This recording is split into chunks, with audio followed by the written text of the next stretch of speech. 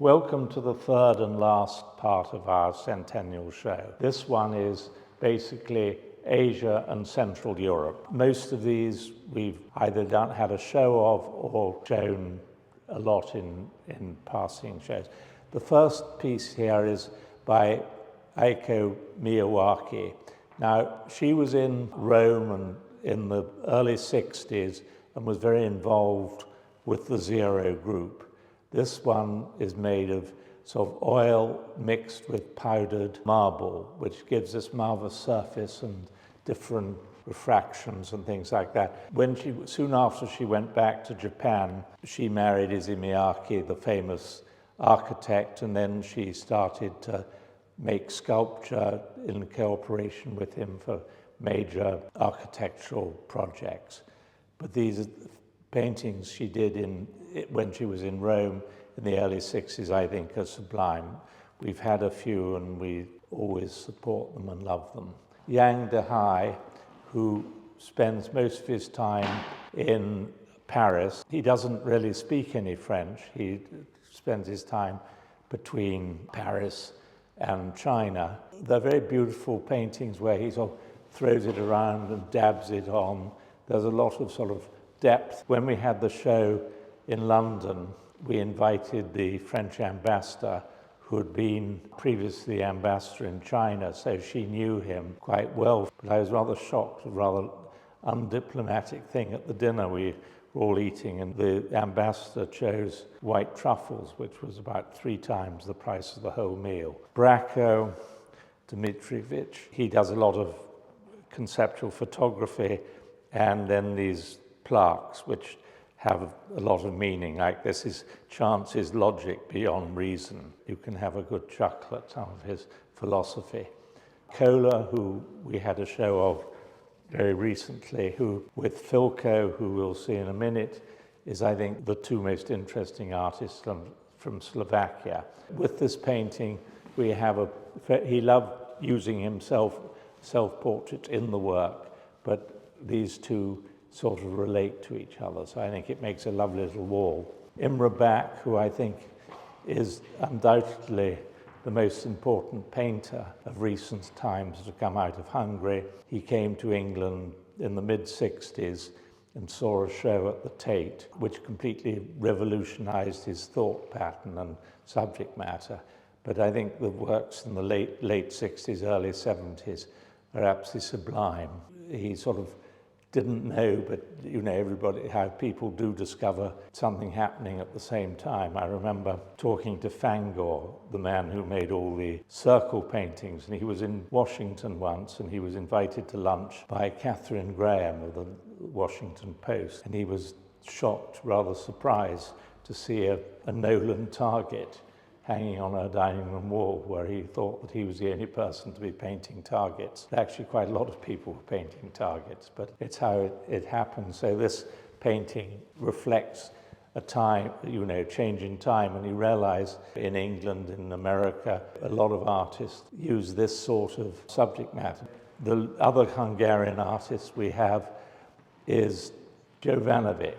He basically sculpts in a sort of 2-dimensional way. So he uses plaster and then he puts objects into the plaster. So in a way, you feel like Cubism, you feel like early Ben Nicholson, Unit 1, the white paintings, and there's a real beauty to them. We had an amazing one-man show on a lake just outside Budapest, which was actually the place where people from the West could meet people from the East. It was that's where Hungarians went for their holidays, and so it was sort of the closest to freedom they had. He's very special. Filko, who's, I think, an absolutely extraordinary artist. The photographs are of Bratislava at the time, pieces of junk which he found and he made, and they're called studies for observation towers. So it's looking over Bratislava.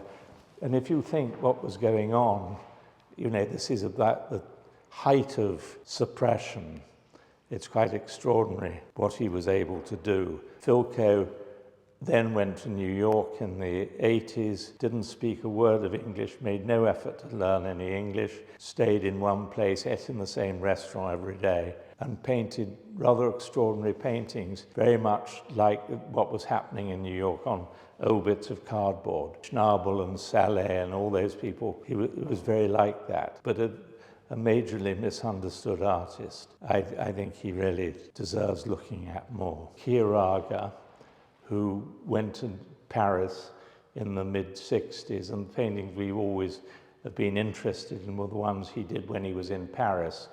And he taught at the Beaux-Arts, and apparently a friend of mine who are students of his says he was very amusing, was drunk most of the time, and there's a very similar piece to this in the Museum of Modern Art collection, but there's real humor in them. A lot of them have French letters and things, but this is just full of fun. Then probably the best living pen and ink artist in China today, Li Jin, who also did my tie. In the end, you know, if China reverts to form, he will be probably one of the most important artists of their time. They're very funny and they're extraordinarily well executed.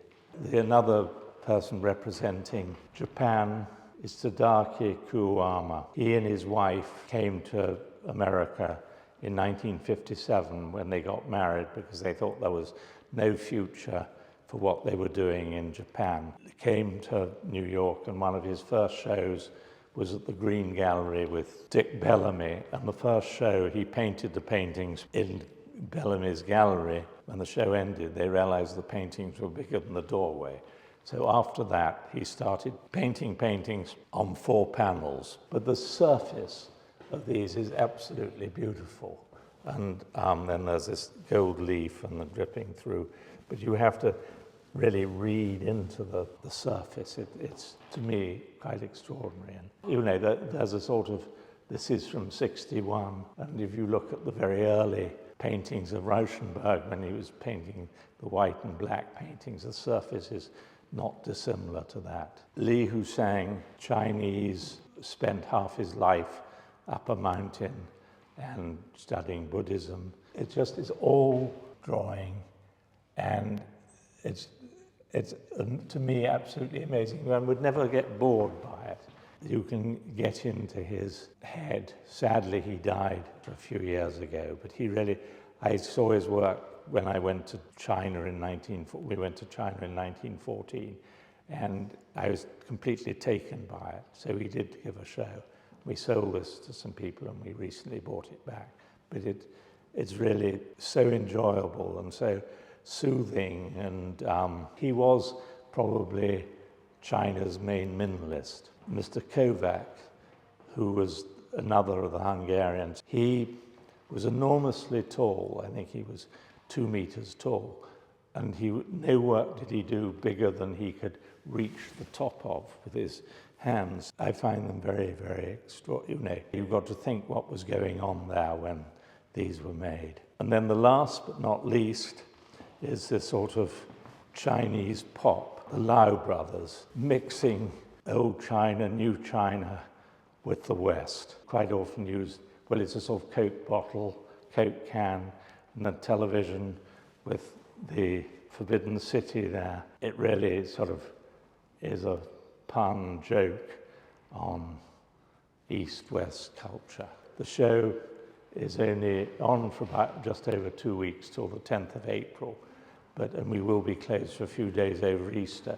But it's great fun, this show, I think, and it really gives an idea what we have done with Asian artists and Eastern European artists. And it's a happy, interesting show, I think.